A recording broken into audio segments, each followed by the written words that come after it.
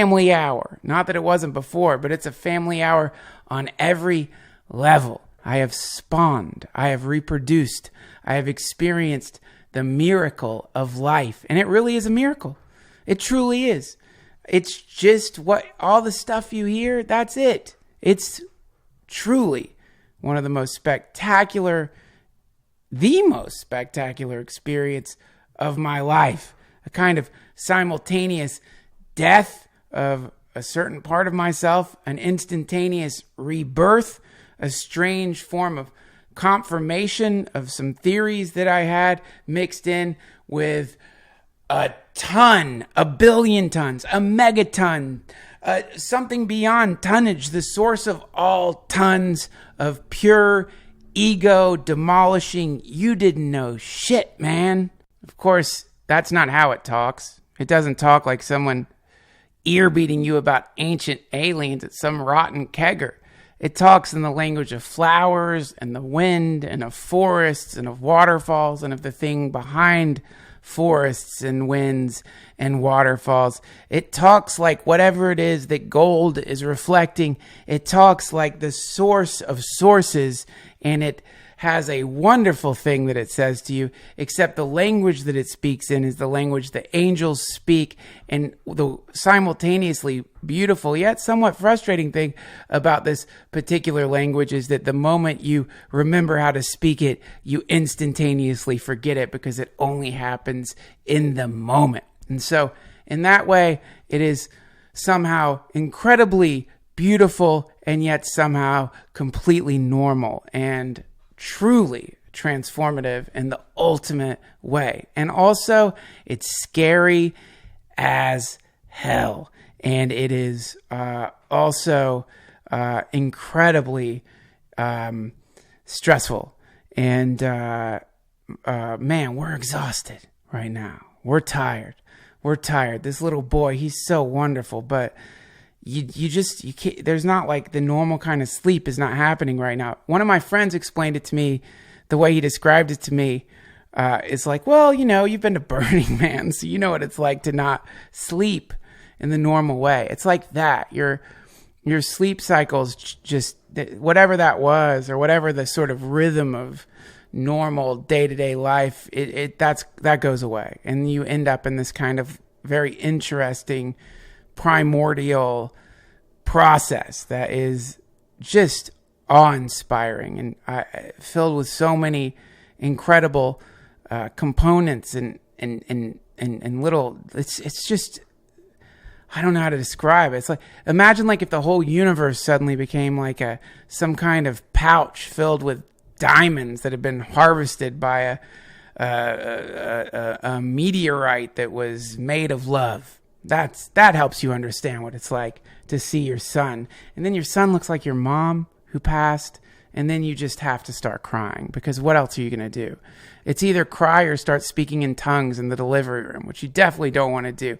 I mean, you could do it at the hospital we were at. I don't think they would have minded, but and probably they've seen it before, but you don't want to do that because you drowned out your baby who is speaking in tongues. He's speaking in the primary language, which is the sound children make the moment they enter into this dimension and start crying.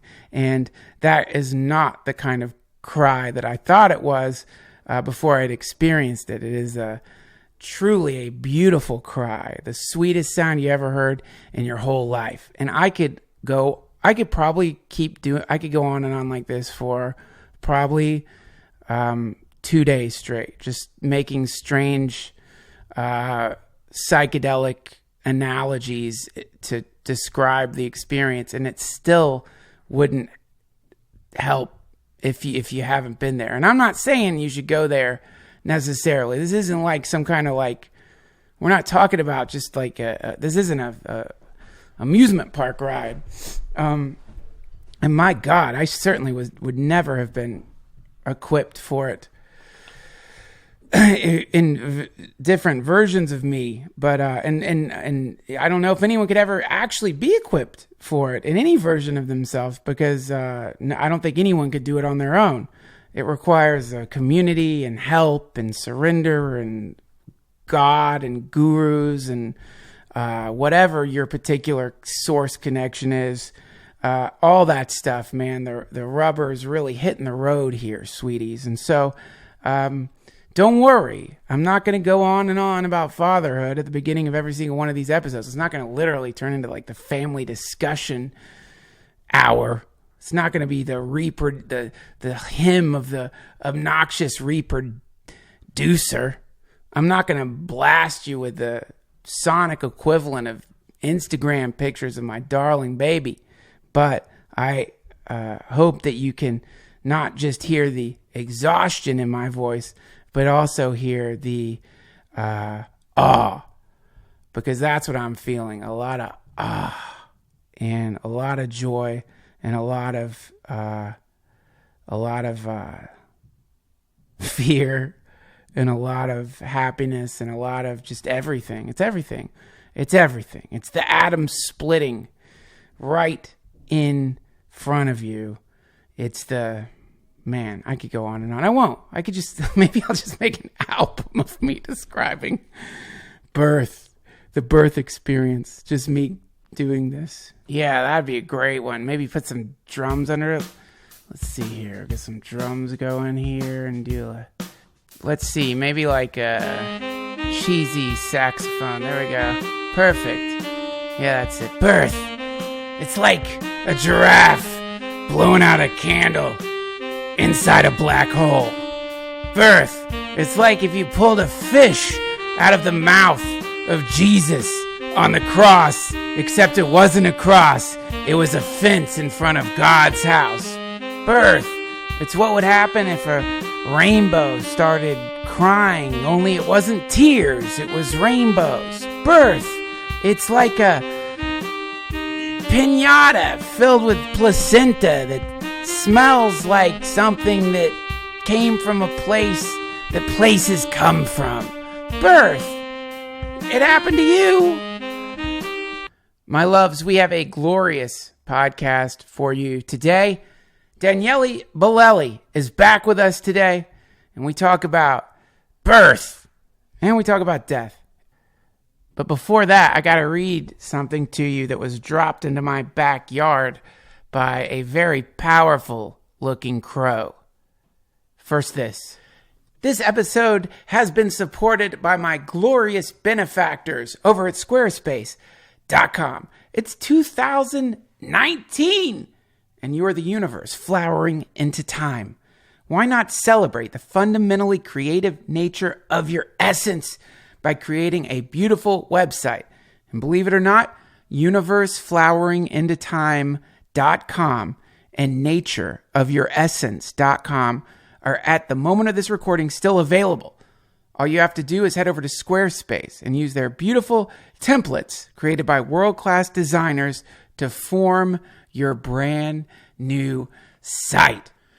Just because, much like some kind of technological caterpillar, we find society itself melting down to an intermediary slurry-like state, doesn't mean that you can't create a incredible website. You want to see a great website? Not to pat myself on the back, but head over to DuncanTrussell.com and you will see a Squarespace website. They've got everything you need. They've got free and secure hosting. Everything's optimized out of the box. They've got powerful e-commerce functionality. I know someone who sells their socks online. I will never stop saying that. And now they have a new feature that I'm particularly excited about, email campaigns. And I already tried it. Some of you may have gotten an email from the Duncan Trussell Family Hour, but what I did is I used an email list from the old forum that we used to have, and I don't think you can do that based on some responses I got. You can't just randomly mass mail people, but I did get to test the email functionality of Squarespace, and it's amazing. It's like some kind of digital zine. It's really cool. And once I figure out a way to gather fresh emails from people who haven't been rubbed raw, like some kind of toddler being pulled in an inner tube and the back of I don't even know what example I'm giving. Anytime you say a toddler, it sounds sinister. What I mean is when I was a kid, I would sit in an inner tube and get pulled by a boat that one wonderful afternoon for like 3 hours. And then when I got out of the inner tube, my skin had just been essentially flayed off. And it was days of agonizing pain. And many people feel like that every time they get any kind of email from anyone that they don't know or that they haven't subscribed to. So my apologies for those of you who have been flayed by spam. Maybe it's just because I lived in a time where there was dial-up that this stuff still blows my freaking mind. But the fact that you can go onto Squarespace and just make a badass zine, essentially, and then send it out to people. It's this living, breathing thing with links, and you can encrypt things into it and just manifesto yourself into time, baby. That's what you can do at squarespace.com. Head to squarespace.com/Duncan for a free trial. And when you're ready to launch, use offer code Duncan, and you'll get 10% off your first order of a website or a domain. Squarespace.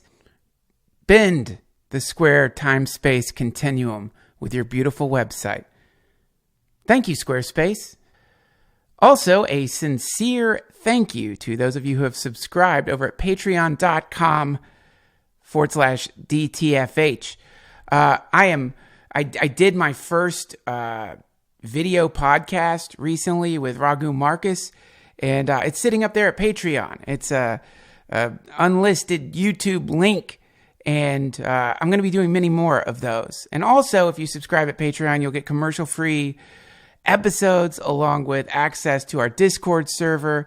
And I know I keep saying it, but it's definitely going to happen. Some kind of like digital meetup. I just haven't quite figured out how to. I'm almost there. I'm not going to get into the technical problem I'm having right now, but it's a great way for you to support the podcast and meet other people who listen to the podcast. And once a month, I do a long, rambling thing. And boy, let me tell you, the most supreme of them all, the supremest of supremes, it's coming. It's coming. It might be 7 hours long, me just talking about spawning.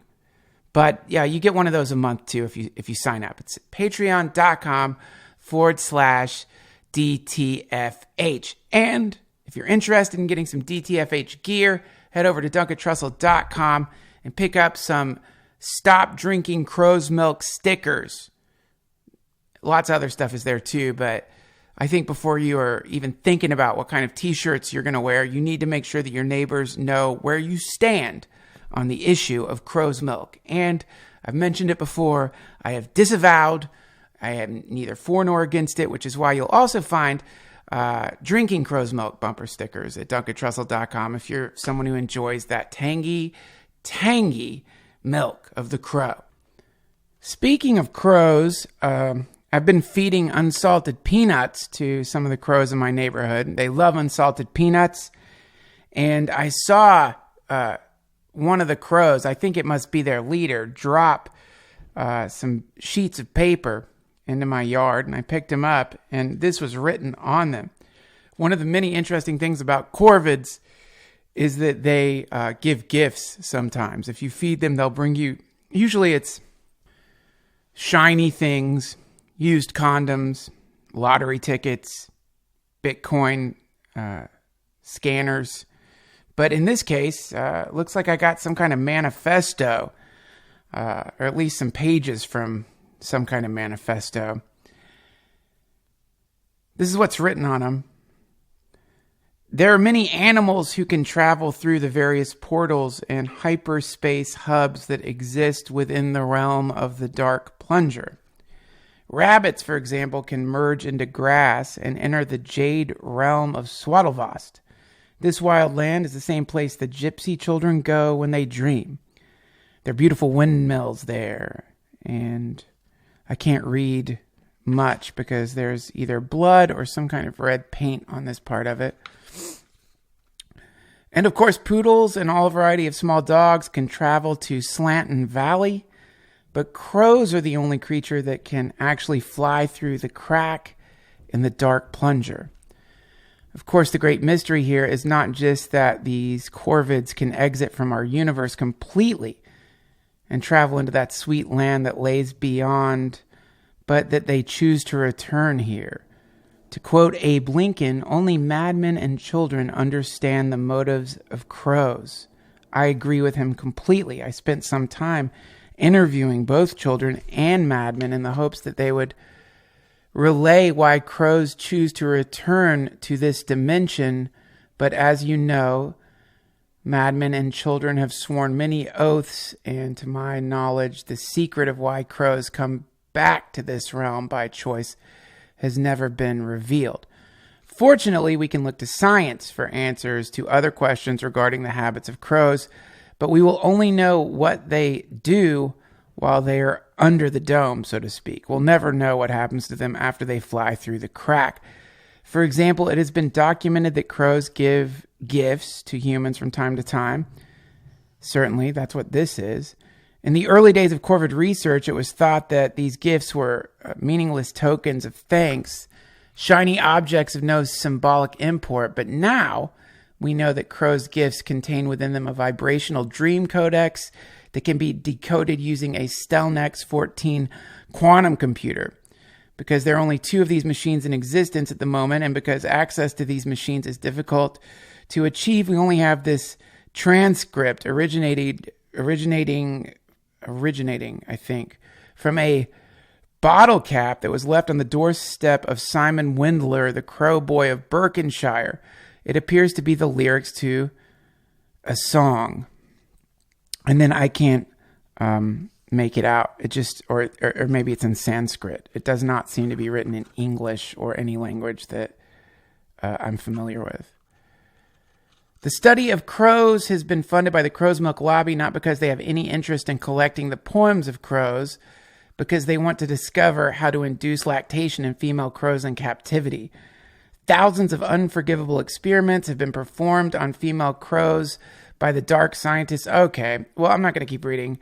I didn't get that far. I don't want to upset the Crow's Milk Lobby, and I certainly also don't want to upset the Crow's Milk activists who appear to have trained a crow to drop whatever that lunatic rambling is in my yard. So I'm sorry I read it, but I don't have time to delete it because we got to jump into this great episode with Daniele Bolelli. We'll dive right in, but first, some quick business. This episode of the DTFH has been supported by Care Of. It's a brand new, beautiful new year, yet you feel like you've been sleeping under a moldy rock in a subterranean vault underneath a cursed Bulgarian castle once inhabited by a nun-devouring cannibal king. There was a time when you had lots of energy, glowing skin, beautiful hair, and slept like a baby. But now you look like a fish someone left underneath a wet towel in the bleachers at a Grateful Dead show in the early 60s. It's time to build a vitamin routine made for you and your health goals. In the old days, you'd hire a vitamin clown to throw random vitamins into your mouth when you woke in the morning. You don't have to do that anymore because Care Of will customize vitamins according to your lifestyle. I tried it and I really like it. They ask what you're doing, man. Not in those words, but they just try to figure out where you're at. What are you looking for? You got thinning hair, you want nicer skin, you stressed out. Who are you? This isn't just some spray clown blowing nuggets into your mouth that are supposed to make you feel better. This is an actual scientific approach to nutrition. And with every vitamin, they explain why it works and what it does. They literally cite scientific studies that you can look at so you understand why the medicine is working. I don't necessarily care about that stuff, but if you're a Carl Sagan type and you really want to know what's going in your body, Mr. I care about what I put in my body, then Care Of is perfect for you. And I really actually do like to understand why some of this stuff works. This isn't just somebody making grilled cheese sandwiches at a freaking national park festival telling you to lick ginseng off of a stop sign in the morning to feel better. These studies have been done on these pills. Care of's delicious nutrient-packed quick stick powders can be added to your monthly delivery for an extra easy boost wherever you need it. Take some vitamins. Get healthy. Feel better. Take care of yourself with me. You should see me right now. Me reading about vitamins right now is very interesting. It's like Nosferatu. It's like Nosferatu talking about the sun. I'm so excited about taking these vitamins because I need it, man. I mean, I know what you've heard. When you have a kid, you sleep all the time. And that's true, but I guess something abnormal is happening because my wife and I don't seem to be sleeping that much. And we most certainly need these vitamins. Now, for 25% off your first month of personalized Care of vitamins, go to takecareof.com and enter in promo Duncan. That's takecareof.com. Enter in promo Duncan. You're going to get 25% off your first month of personalized Care of vitamins. You know what? If for whatever reason you don't have the dough to buy vitamins right now or sign up for a vitamin subscription service, which, by the way, that's great. I always forget and my vitamins run out. It's nice to have them delivered right to your door, but you could still do the quiz and they'll still tell you what vitamins you need. And it's really quite interesting. They suggested some vitamins to me that I'd never heard of. And normally I'd roll my eyes and on to the next one. But in this case, they present a bunch of studies that you can look at showing why the vitamin works, and you can decide for yourself. So give them a shot. Support this podcast by supporting our sponsors. Go to takecareof.com, enter promo code Duncan. You're going to get 25% off your first month of personalized Care of vitamins. Thank you, Care of. And now, without further ado, everyone please welcome back to the podcast the host of the Drunken Taoist podcast, as well as the host of the award-winning History on Fire podcast, as well as a living samurai, warrior, king, prince, philosopher, poet, father, enlightened being. Tear your third eyes open and weep tears of joy upon the glowing, ethereal, astral brow of the glorious Daniele Bolelli.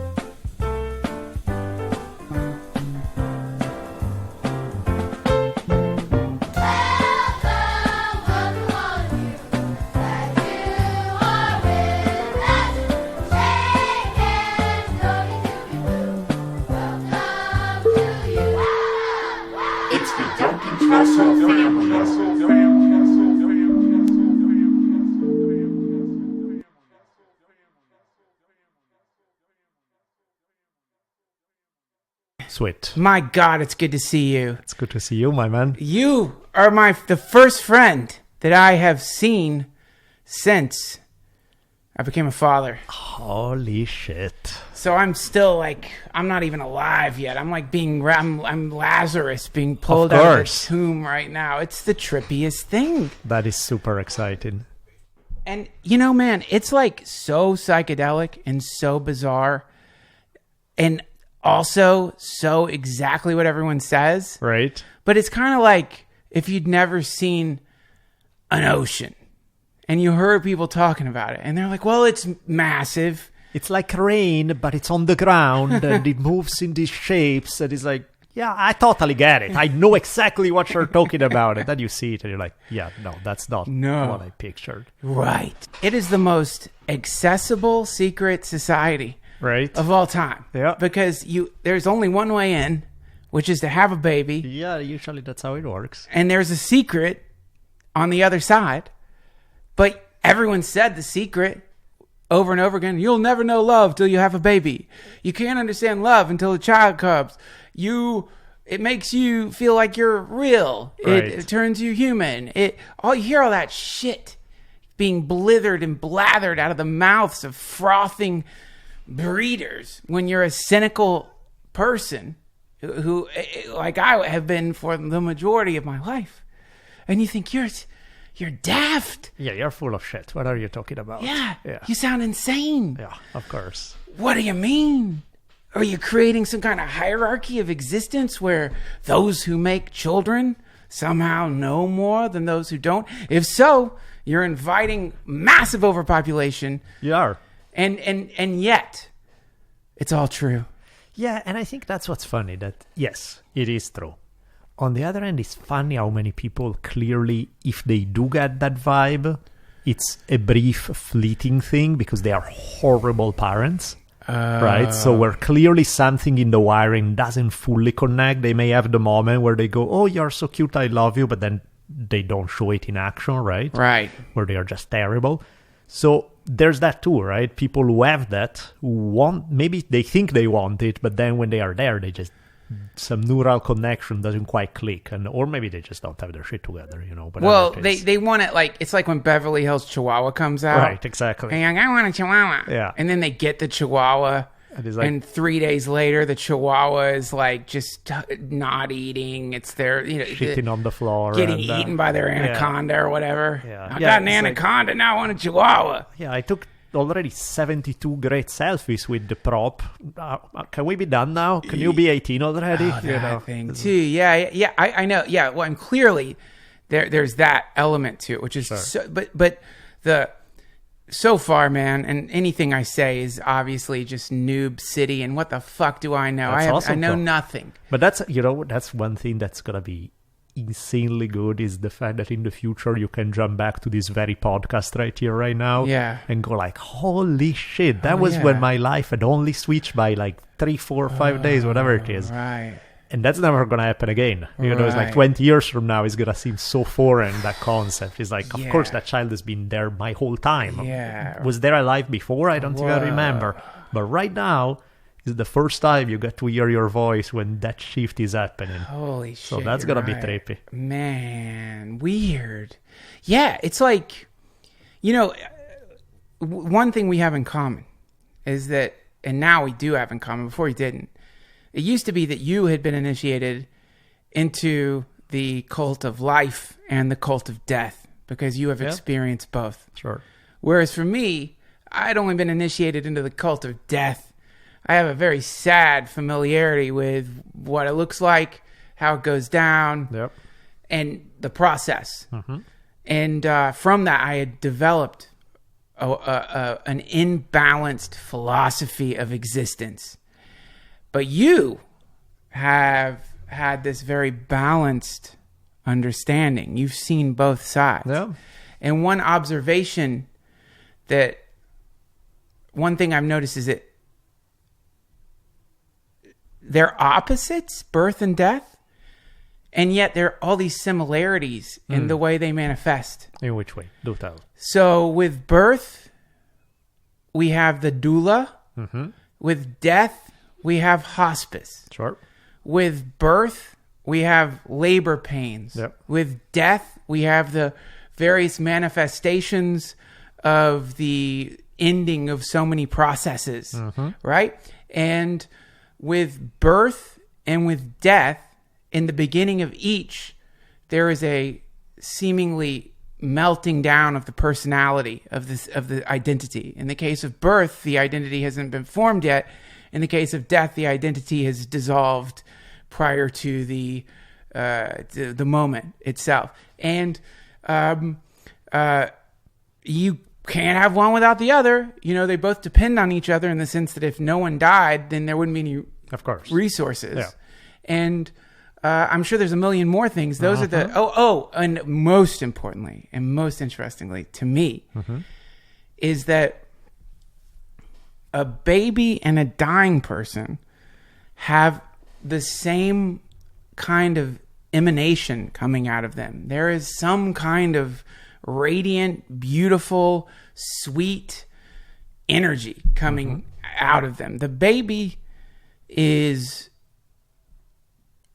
pure, a soul, however you want to put it, a thing uncovered with any of the overlays of whatever society the child is incarnated into. The dying person, the overlays are melting. Yeah. All the social stuff is going away. For sure. All your who you told you were for decades, that's going away, and vice versa. The baby doesn't have they haven't been around for decades, so there is no social identity set up for them yet. That's it. Yeah. Yeah, that's it. And they both have the tendency to shit and piss their pants. A lot. Yeah. Yes. And so, yeah, to me, I don't remember where I read it. Somebody said, have you ever heard the term opposites stand back to back? Have you ever heard that? Right. It's like that. It's this. So, but now that I've seen life come in, because it's like death is like a bus. It comes and picks up someone that you love. And it carries them away into the unknown forever, theoretically. But then, sometimes the bus pulls up and lets out the most adorable little sweetie. Yep. And the crazy thing is, he looks like my mom. Serious. So I'm having to I can't even explain how psychedelic it is to be holding, or to see my wife holding my mother. A baby version of your mother, right? Yeah. It's wild. Speaking of which, what's your take on reincarnation? Well, I think that this is a great question, revolving around the issue of birth itself. And to me, I think the reason for maybe, I don't think it's a conspiracy, but I think maybe the accidental reason that birth and death seem to be so incredibly misunderstood in our culture and hidden. Basically, birth is hidden. The birthing chamber, the birthing room, the secluded area. There seems to be some natural need to nest and produce a boundary and all that. Death is obviously hidden. But it's almost as though, like, for society to function in the way it currently does, there needs to be a sense that there is a finality to death. And for that to really work, you need to keep people away from dying people, and you need to keep people away from things being born. Right. Because if you don't do that, then you catch this strange whiff of something. Like somebody opened an interdimensional portal or a door or of something. And you go, wait, what's that smell? I remember that. That's I'm familiar. Wait, this is something. What is it? Oh, God, shit. I can't. Damn it. And then you're just caring for the baby and you're caught up in life. What do you think? I mean, of course, nobody knows, right? That's a given. But as far as feeling goes, I've experienced too many things that don't seem to click with this life right here, right now. Yeah. As to make me think, this is not just stuff I saw in a movie, or this is stuff that I never seen in a movie. Yeah. But I still feel like, I don't know, there are too many weird calls of things that are really strong in my personality and have no parallel whatsoever with my experience, where I'm like, yeah, this is nothing I have experienced in this lifetime, not even close. Like what? Like, for example, I'll give you a couple of examples. Like, there have been times when I heard for the first time a language, and it literally brings me to tears. And if I stop to think about it, there's absolutely nothing about it that should bring me to tears. There's nothing in the context that should create that effect. Nothing, right? Yeah. But there's a feeling of coming home, like, oh, I know oh my God, it's like something you've forgotten that is like a huge part of who you are, except it's not, because it's not part of your this life, right? And you go like, what the hell was that? That was a little weird. Yeah. Or there are parts of me where, like, really strong parts of me that are not... Like, first time, I give you an example. You ever seen the movie Legends of the Fall? No. Legends of the Fall was like a 1990s movie, Brad Pitt, World War One. World War One is kind of on the side. It's not a main part of... And usually when I really like movies, I tend to watch them multiple times, right? It's like every so often you pop that in. Yeah. And I remember loving that movie and walking out of the theater and going, I can never see this movie again. This hits way too close to home. Like, some of the images that pop up were like, oh, fuck, I know this feeling right there so well. Yeah.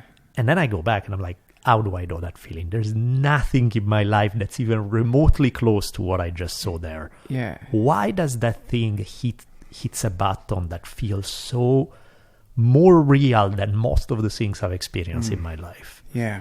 And then I notice, like, a lot of my dreams revolves around some of the same topics or things like that. And I'm like, that's interesting. I mean, it's entirely possible that there's some weird psychological process that's going on, subconscious, whatever, if you want to. But that's not my instinct, If you're going to ask me in terms of instinct, what do I feel? I do think that there's something to reincarnation. Now, what does that mean? I have no idea, because I don't even know when these people say, oh, it's your soul moving. What the fuck is the soul anyway? What are we talking about? What is this essence that pops up? Or you have no memory. Your body is different. Everything is. What is this essence? What are we talking about? Well, I mean, it's got to be. It's sort of the good thing about this stuff is to talk about reincarnation does not even require talking about physical death. I think talking about reincarnation. To start looking at it, you might, one way in would be to sort of study the concept of the continuity of self. If you heard this sort of thing before, it's in Buddhism a bunch. Yeah. So you realize there's no continuity to myself. Of course. I fall asleep. There might be a dream, but I wake up and some time has passed where I just wasn't there. Yeah. It's like I jump forward. And then I sort of tune in and tune out, so to speak. In other words, like it's some moment in the day I might suddenly come back to myself and be clear. But in between that moment and the last time I was clear, there's some kind of warped space. There's a sort of, this is what the space within which you lose your keys, your wallet. Sure. And you're, where was I when I lost my keys and wallet? So in those moments, you've kind of you've time traveled almost. Yeah. And so when you begin to really look at it, even deeper than that, you find that maybe in every moment, there seems to be a similar cycle happening. Right. Which is within every moment, there seems to be some kind of cyclical thought pattern, a formation of a thought, the dissipation of a thought. There was a thought that seemed important. And then the thought is, you can't even remember what it was. Of course. And so within this, you realize there's this seemingly concentric cyclical moments of coming to-ness and dissipation. And so there appears to be a pattern of selfness, the non-selfness, or a better way to put it would be being the attention falling upon the current identity state, and then the attention being dissipated from the current identity state. Yeah. Now that, to me, is already remarkable. It is, for sure. Yeah, so we're already reincarnating in every single moment. No, that for sure. I mean, because you're right. There is no who you are 10 years ago is not who you are today. Physically, you're not the same person. Right. Probably your ideas have shifted a little. Probably, there's some continuity. Some stuff lasts. Yeah. And a lot of it doesn't, for sure. And then there is the question of is there something beside our present identity that sticks around? And to me, it's like babies are fascinating because the very fact that when babies are born, you can have twins. So not only they are from the same parents, they are in the same household, but you can say, if a brother is born 5 years apart, maybe things have changed in those 5 years, so it influenced their upbringing. No, they are identical twins. They share the same womb, the same pregnancy. They pop out at the same time. They're exposed to everything identical. And their personalities could not be more different. Right. And you're like, what the fuck is this thing it's there from day one. From the first day is different. That's right. And it's not just a product of the pregnancy, because again, they shared it. And you go like, okay, there's something there that babies have that's kind of independent of their parents. That way, that is just their own. That's right. I remember once, this was one of the cases that was least glamorous because it wasn't obvious like a oh shit moment, but to me in terms of feeling was most powerful. My daughter was probably less than 2. She was maybe a year, and it was definitely after my wife died, but before she was, so she must have been less than 2 or so, right around that time, right? And I remember one day, so I finally, I'm taking care of her all the time. I'm working, I'm doing this, I'm just running myself ragged, right? I put her down for afternoon nap, and I'm like, okay, I'm going to get an hour, something to get shit done, to breathe, to do something. Yeah. And I put her down, and 5 minutes later, I hear, wah. I'm like, oh, fuck. So I go up, and I'm like, okay, let's go through the process of helping you fall asleep again. Okay, great, she's asleep. I leave 5 minutes later, and I realize she's not going to nap, and I need that hour like I need oxygen, right? Yep. So I'm just, there's something in me that breaks in that moment where I'm just like, fuck, I can't do this. I've done everything, and I think this is the last straw where I don't know how I'm gonna continue doing this shit. I don't have the physical energy to take care of you anymore. I'm like, so I go up, I sit by her crib and I just put my hand on her. I'm like, I'm here, you don't need to cry. But I'm like, I have my head low and I'm just thinking, I don't fucking know what to do at this point. I'm at the end of my rope. And I hear this baby cry that all of a sudden goes, in 1 second, just dead silent, right? Stops abruptly, like, which never usually happened that fast, right? And he's like, quarter of a second, he goes, ah, ah, ah. And so I look up and I'm like, the fuck is going on? It's like, and I look at her and she's just staring at me with complete presence, with like taking a look at me. And then she grabs my hand, bring her closer to her, and without breaking eye contact, she starts stroking my arm. And the feeling I'm getting there is like there's this somebody there who's telling me, I understand this sucks. I get it. You're having a hard time. But you can do this. It's going to be okay. And for 20, 30 seconds, I don't know who the fuck is there. But it is my baby and it's not my baby. You know what I mean? It is my baby, but it's my baby who's like has lived 10,000 years and is super wise and is powerful as fuck. Yeah. And then 20 seconds later, she goes back to being a baby and she's la la, goo goo gaga, whatever. And I was just looking at her going like, I don't know what the fuck just happened here, but that was different. Yeah. That was not what I expected. And for the rest of the day, I was like, holy shit, what was this thing that just clicked there? Yeah. This is why we need glossalia. Tell me. This is why we need speaking in tongues. Right. Because, and there's different names for it, too. Right. There's speaking in tongues, or what happened in the Pentecost, is not it's not relegated to the Judeo-Christian scripture. Mm-hmm. But in other cultures, there's this phenomena. And also in the experience of people who've taken massive doses of psilocybin, there's the phenomena of suddenly speaking in a different language that is not of this earth. Something starts coming out of you, this kind of joyful song, sing-song type of thing. And that language, I think, is the language of the place that reaches out to you in those moments. Right. Where suddenly it's as though the entire physical universe were a shadow. Mm-hmm. And somebody temporarily turned on the lights. Yep.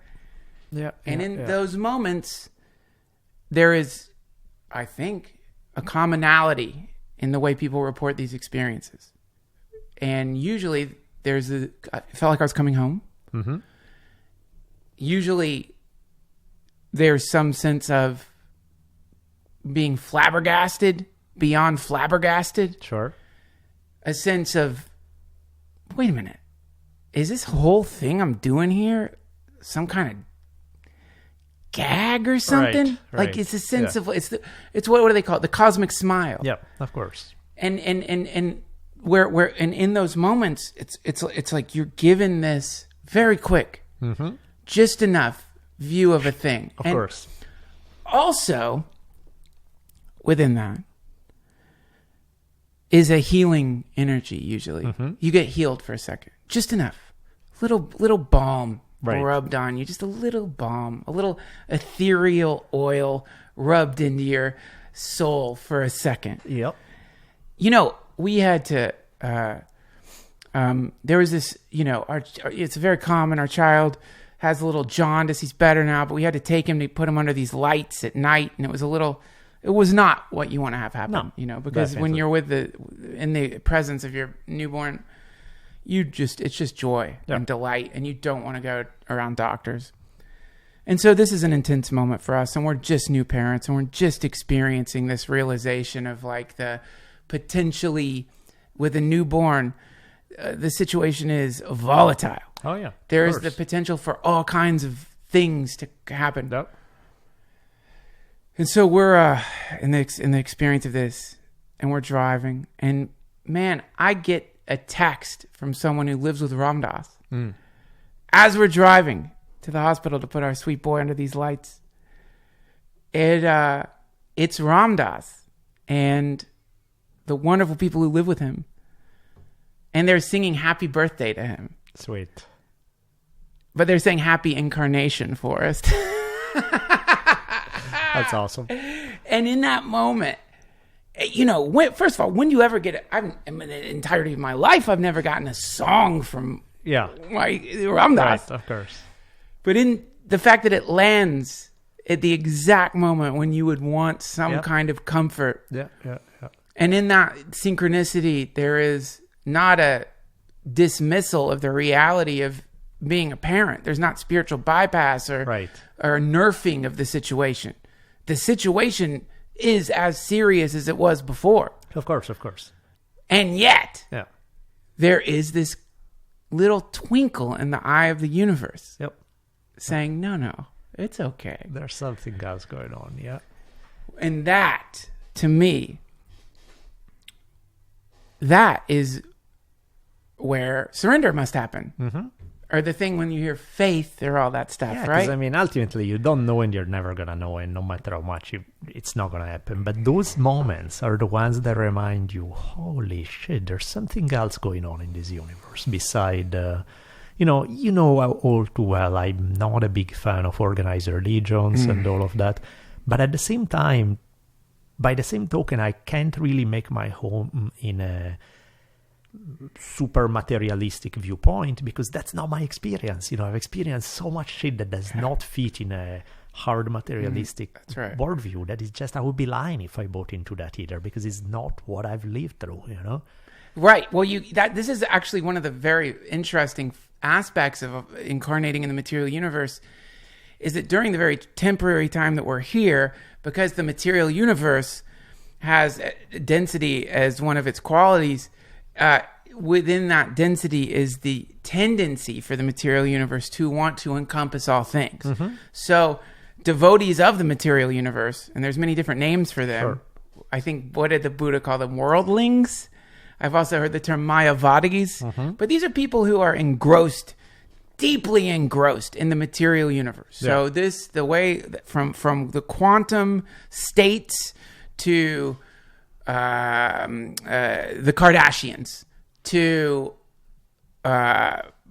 buying sports cars to buying statues of great saints, all within this sort of engagement with the material universe, there is a kind of unspoken censorship, a kind of just natural censorship of just stating the obvious, which is like, hey guys, there's something else here. Yeah. Something's coming through. Yeah. Clearly something's coming through. It's like, in fact, it's so obviously coming through that it seems like if you pay too much attention to it, it's all there is. Yeah, and it's funny because you're right, they are glimpses, right? But they are powerful glimpses that kind of alter your way of looking at the world. Yeah. I remember, I don't know what your earliest memories are, but I remember I must have been 2 or less, which is really early on, but I do remember sitting at the dinner table with my parents and I'm having baby food. So baby food you have probably for the first year and a half. If you are really into baby food, maybe you eat it when you're almost 2 or something, but early enough. And in my memory, and again, who knows, maybe my memory is tweak weird but in my memory I have a complete understanding of everything that's going on around me. Yes, right. Now, what is that? That's interesting, isn't it? My sense of understanding of reality is just no different than it would be right now. Right? Maybe my vocabulary is different, but I have a full, it's not your standard 2-year-old, you don't know your head from your ass kind of feeling. It's like a sense of complete and total awareness of what's up around me. Now, I don't know what 5 minutes later it was. I don't know what 5 minutes before it was like. But in that one memory, it's very clear that I'm like, yeah, of course, this stuff is like with the kind of maturity that I would have at a very different kind of age. And so, when you get those little glimpses, you're like, I'm either deluding myself all the way and I'm making all this shit up where it's not there, or there really is all these various little moments that are sparkle through our life really point to the same thing, which is that there's a whole other level of consciousness, there's a whole other level of reality beside this one. And in no way does this mean that this one is not important. This one is fucking awesome. I love material reality here and now. Sure. I'm extremely earthy when it comes to a lot of things. Yeah. I like it so much that the thought of death does bother me. Not so much because of death itself, but because I really dig being here and now. Yes. You know, I like it. But at the same time, I also feel like, yeah, this is the part of the game that I know and remember, and I really enjoy it, but there's a much bigger game around it. Yeah. And I don't really remember it, and I don't really know what happens, and I don't really trust anybody else's answers about what happens, but I am aware that it's there. Yeah. Well, you know, I think this is one of the many things I love about Buddhism, is the invitation is, listen, here's what we're going to tell you something. And what we're going to tell you is why suffering and how suffering ends. And within that, there's going to be a lot of data, and it can get as complex as you want it to be. But first step, here's why we suffer. Here's a way for suffering to end. And within that, you hear that. And so then within that is a kind of invitation to like go through a kind of process, I guess you would say. And the process is got a lot of different names, and some people call it meditation. And so, and within that meditation is actually, because you've if you're lucky and you run into a Buddhist who's been trained and who's worked with, you know, who's like done maybe a little bit more than just reading books on Buddhism. Because that's how many aspects or facets or lineages are actually oral traditions, in the sense that it's spoken to you. Sure. It's not just read. There's like a kind of process that starts happening. And the process involves a kind of curiosity, which is, okay, could this be true? Could it be that when we see these moments where our child strokes our arm in our worst moment, and it's not our child anymore, right? Or when your baby looks like your mom, or when suddenly it's not that you've run out of words to describe some phenomena, it's that those words aren't joyful enough, and so you need to sing, and the song you want to sing is coming from the place where language comes from. And so it sounds like all languages, but it's just the song of joy. Now, these things, what are they? Delusion? Whatever. The material universe and the materialists will tell you, you know, this is just hippie bullshit. Of course. Talk. Good for them. Right. Maybe it is. So, if there was a glimmer of curiosity that this could be real, then I think that and you had heard someone that you trusted tell you, okay, well, here's the thing. I don't want you to believe me when I tell you that what you're experiencing is actually the fundamental nature of reality. Or I don't want you to just believe me when I tell you that what you're seeing is a reflection of a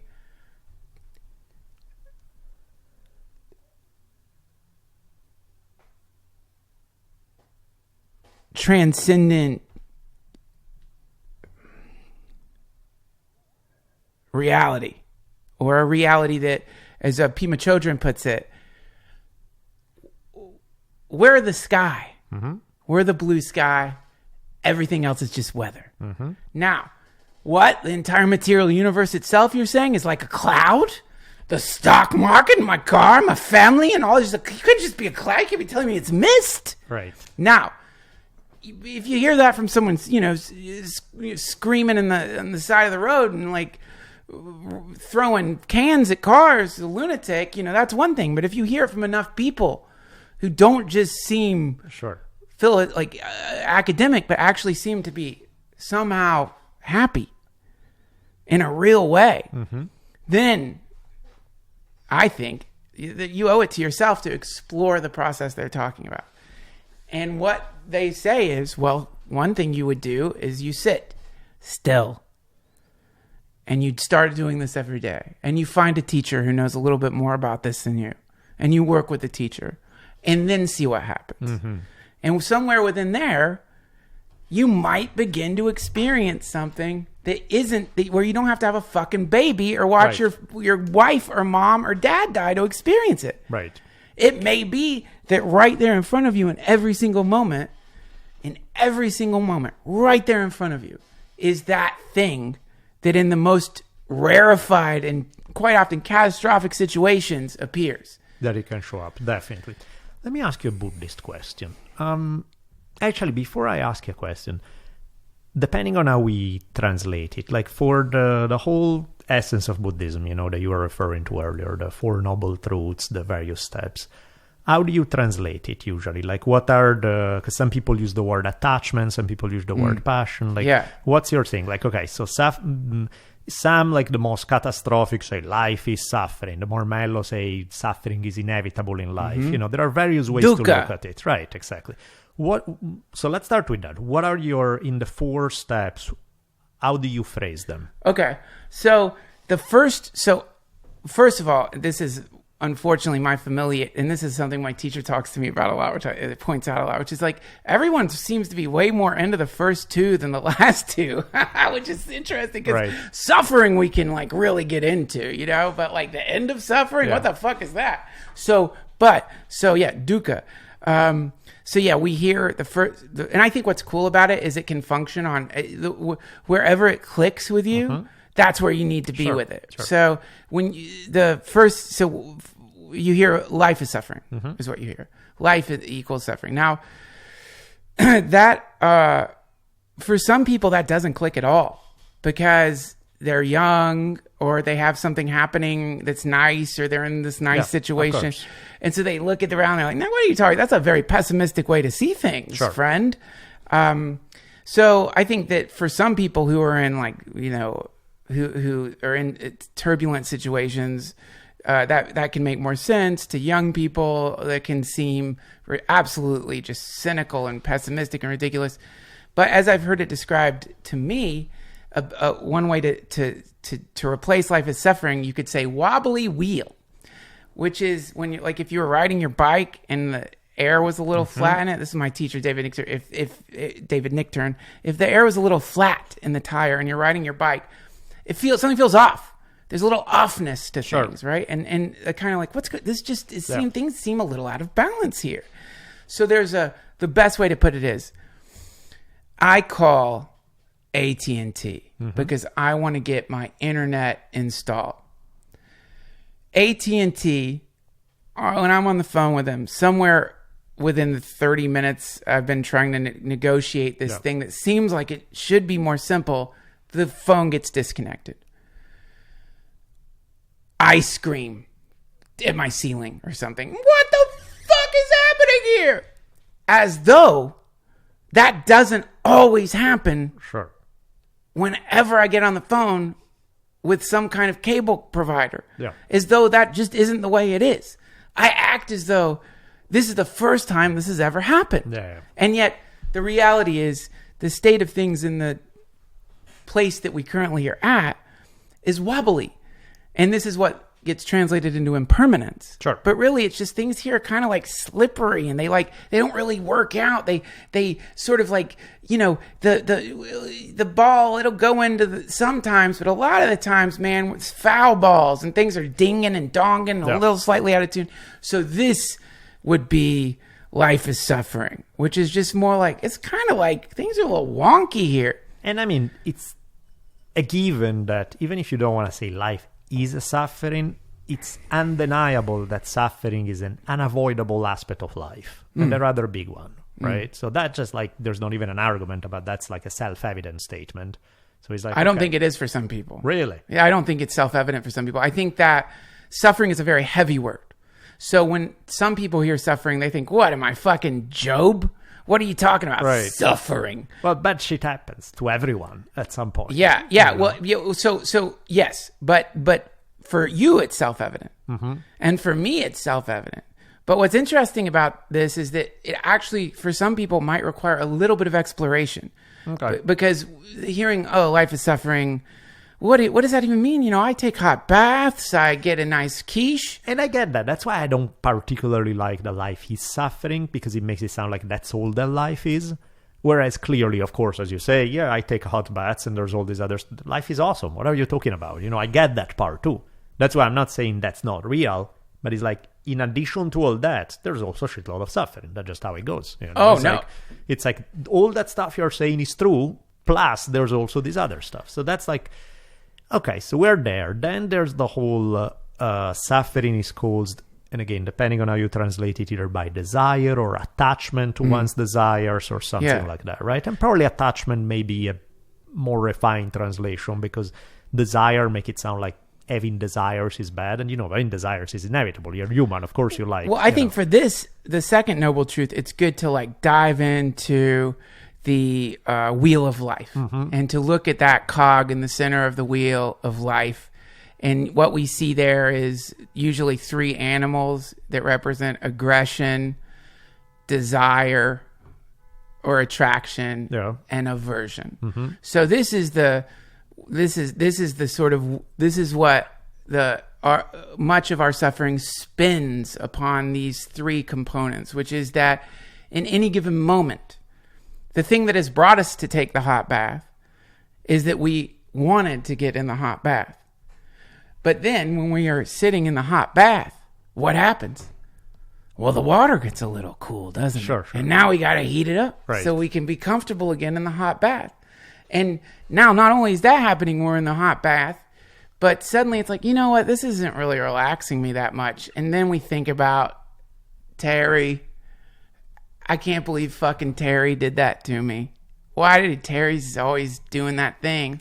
Terry's an asshole. He's a dick, and then your heart goes, and now you're lost, because now you're kind of thinking in the bath, this wonderful warm bath you're going to take, you're thinking about kicking Terry in the fucking balls the next time he does that thing. Definitely. And by then the water got cold again, and now you heat it up. And so now we have, what's functioning here is we are having a sense of, fuck, I want to kill Terry, aggression. Yes. What's happening is I want the water to be hotter, desire. What's happening is the water is too cold, aversion. And so this is, I think, what is within the package of the cause of suffering is attachment. But within that, I think, are these three kind of never-ending. We either don't want to be where we are, right? We want to be somewhere else, which is pretty much the same thing. When we're somewhere else, we can't really be there because we're fucking pissed off about something. Absolutely. And so that is the second part. Which brings me to where my question originally was. That's where I was heading with the third part, right? With the whole idea that in order to stop suffering, you stop, and again, depending on the translation, either desire or you cut the attachment to your desires and all of that. Which, if you tell me lessening attachment makes your life better, I get it. It's, again, self-evident, right? It's like if your happiness is constantly dependent on reality catering to your expectations, good luck. Because a lot of the times it's not going to work out that way. Right. Plenty of times the universe is not going to deliver what you wish. So if, again, unless you get that scenario, you're suffering, well, good luck, because you're going to be suffering 90% of the time. But, okay, so I get lessening, but the idea of, like, extinguishing, like, having no attachment, having no... And, like, how... Especially in light of where we started, you have a baby. Of course you have attachment. Sure. Nobody can tell you, this baby is like any other baby. Right, or like, it's like... Of course, you're going to have a shitload of attachment. That's just a given. That's like not even... How do you reconcile that? How do you reconcile those two aspects? The fact that on one hand, there is obviously a wisdom to the idea of lessening attachment, but with the way normally both this third aspect is phrased of like the extinguishing of the attachment versus the reality of, hey, I just had a baby, I'm a father, up on the moon for this, I'm so happy, this is the coolest thing ever. How those two things, I guess, is like, how does love, super intense, extreme love, can go in your life hand in hand with this concept of lessening or extinguishing attachment? Okay, that's great. So I think that the extinguishing maybe is a good word for it. And think probably to get into that concept, maybe the fourth noble truth has to sort of get thrown in, because the fourth noble truth is the process through which this could happen. And within that process is an invitation, I guess you could say, to experience truth, reality itself. What are you? What is reality itself? What's happening here for reals? And so that maybe the idea would be that by understanding reality as it is, or this thing that having a true experience of reality, this other stuff might naturally be extinguished. Do you know what I'm saying? That there might be a kind of like, in other words, it's kind of like, oh my God, I'm stuck in this tiny little room and it sucks. I don't like it in this little room. This little room is too small for me. This is the identity. This is the focus on the self. This is the concept of this is me. This is me. I'm a body. I'm a self. I'm a consciousness. I have my predilections. I have things I like. I have things I don't like. And this is me. And then within that, of course, there can only be disappointment. Infinite, endless disappointment. Your food doesn't taste quite right. You didn't get the job you wanted. How come I can't find this thing that I was looking for? And why does it always happening to me? That game, right? Yeah, sure. So, if there was a way to not let go, so to speak, of that, you can hold on to that as much as you want. But maybe a better way to put it would be to zoom out from that and then realize the spacious quality of reality, or what is also called emptiness. I think sometimes shunyata, but I could be wrong about that. In other words, if rather than letting go or giving this idea of like, I'm going to give up loving my son, I'm going to give up loving my wife, it's like, fuck that. I'm going to give up loving podcasting and having these kinds of conversations. No, it would be more along the lines of, what am I really? Sure. And the discovery of that, or rather I think, restoration of that fundamental state that exists primary to the overlays we call our identity, would naturally have within it the quality of letting go, I think. Of suddenly, if suddenly you realize, like, wait a minute, okay, I'm thirsty, so what do? I go and drink water. Okay, great, I'm drinking water now. Thirst is gone. Okay, well, that's great. It actually worked, and I need water to live, right? So, but if there were another kind of thirst, for a lot of people, that's, I need to get laid, man. I need to get paid. I need to get in shape. Sure. I need to get into this job. I need to be famous. I need to be the most famous. I need to be president. I need to be the king.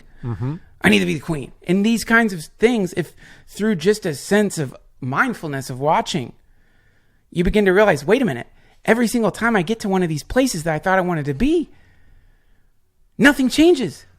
That one, 100% agreed, and I think there's a way to see it where, yes, absolutely, it's real, that's the deal.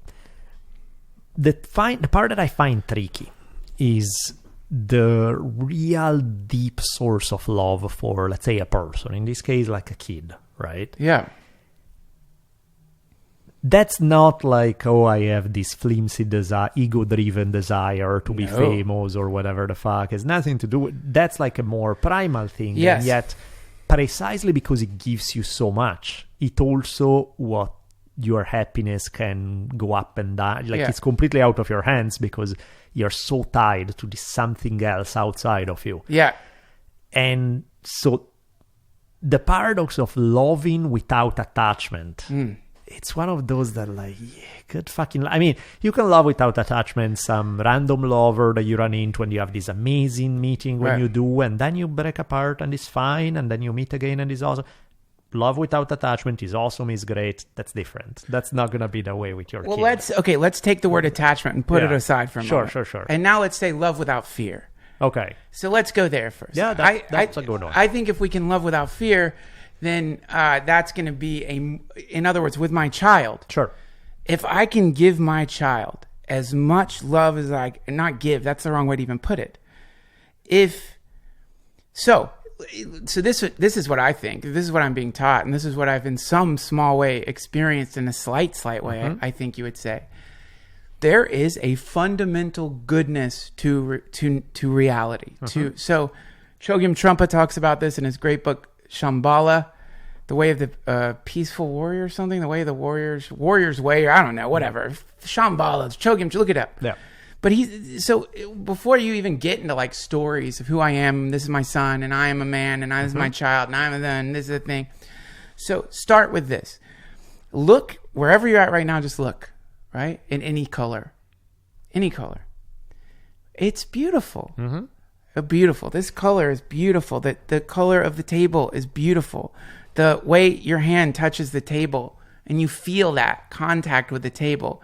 It's beautiful. That simple elemental contact with reality is beautiful, right? That in its own way. When you're washing dishes and the water falls on your hand. And certainly when you are holding your child against your body and you feel that weight against your body and you feel that that. Now that gets described by Chogyam Trungpa as fresh baked bread, right? And I love that because I think that's a really good way to put it. It's like when you just taken a nice, some wonderful thing out of the oven and that first, wow. Yeah. That's it. Now that is it. That's it. It's not complex. It's the most simple of simples of simple. Can't be bought, can't be sold, can't be controlled, can't be rented, can't be hoarded. It is outside of our grasp in the same way maybe our reflection is outside of our grasp. Yeah. So the grasping into the mirror to touch our own face is going to be a very futile thing. And yet it'll be really frustrating if you don't know that all you have to do is reach in the opposite direction. They'll touch your face. Yes. And then you could touch your face. Yeah.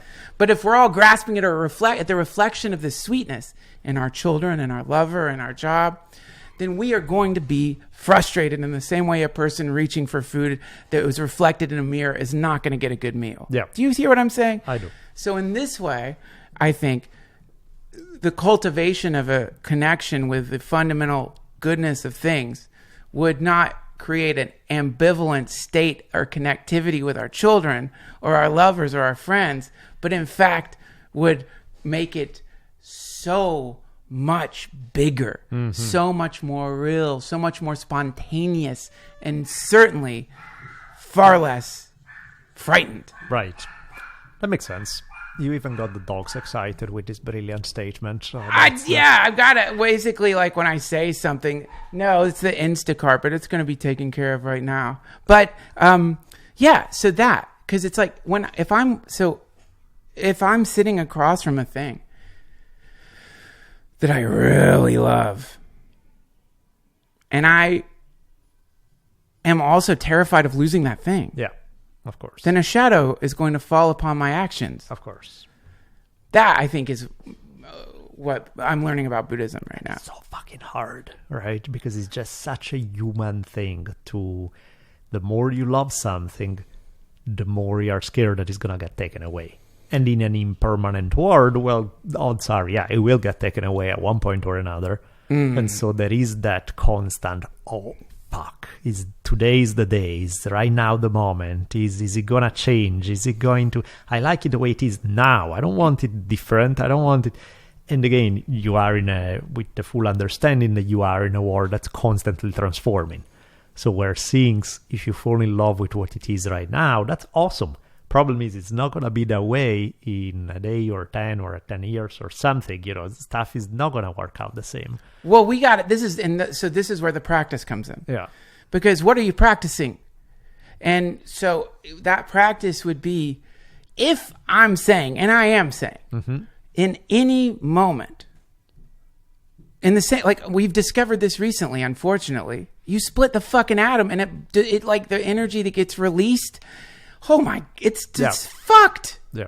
Similarly, in any given moment, I think there is a kind of atom splitting possibility, which is that just below all the overlays is the love. And that love is not held inside anything. Mm-hmm.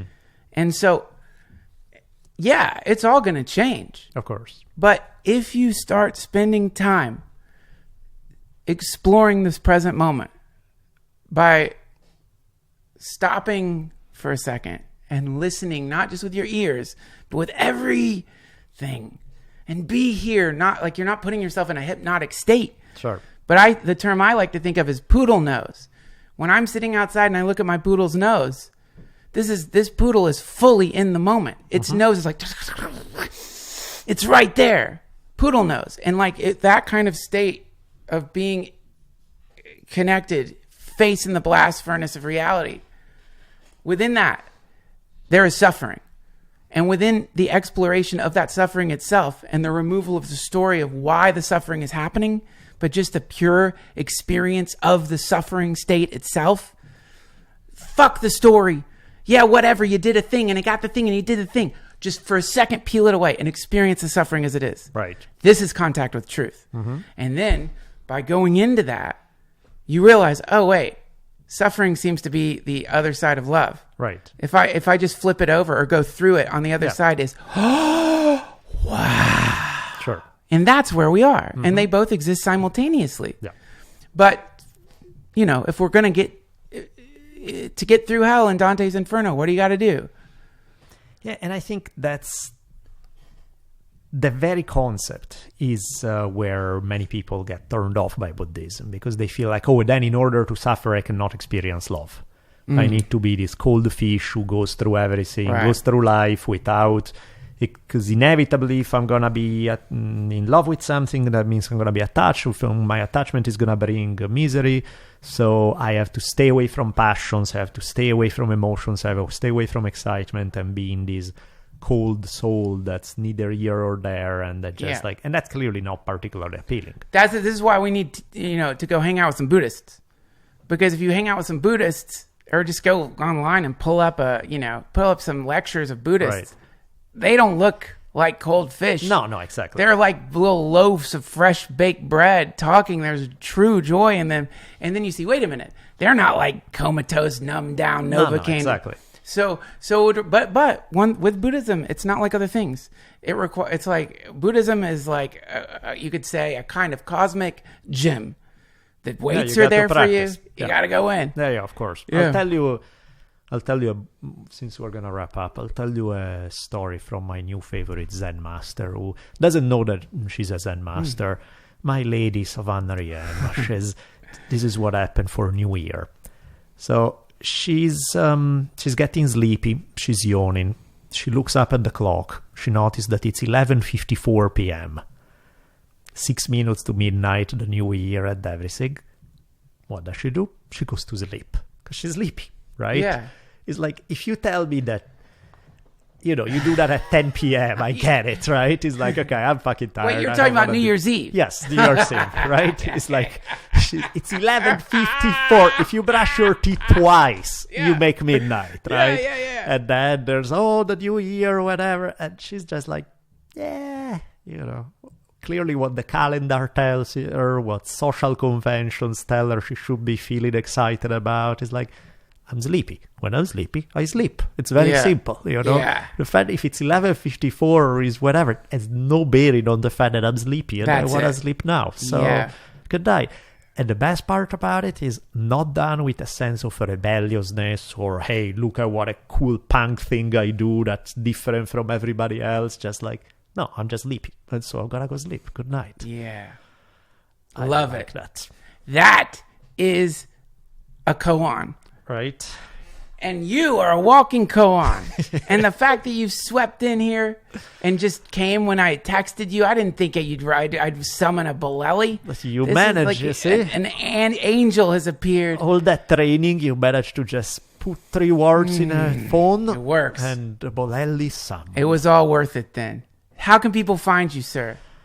All the good. I started an Instagram account of all things. What? I've never done that before, so I'm not sure why. But what the hell? Why not? So I think is my name Daniele _Bolelli. I'm pretty sure. Cool. So, I'll have the link at my website. And then all the good stuff, Twitter, my first initial D, last name Bolelli, all the stuff that Google will help you with. Wonderful. All the links will be online to find you. Hare Krishna, my friend.